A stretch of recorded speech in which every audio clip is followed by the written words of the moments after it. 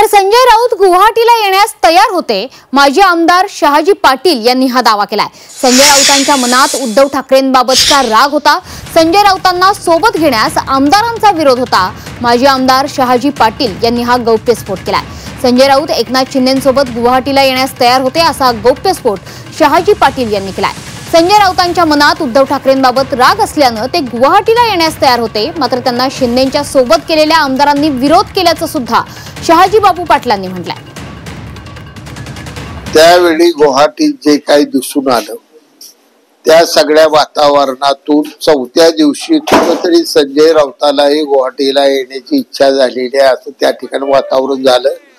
परंतु 30-35 आमदारांनी त्याला कडाडून विरोध केला आणि ह्या माणसाला घेतर पुन्हा भाजपमध्ये आपल्यात ही भांडणं लावल्याशिवाय राहणार नाही, ह्याला काय घेऊ नका, ही भांडणं लावणारा माणूस आहे जसं अनेक आमदारांनी भावना व्यक्त केली।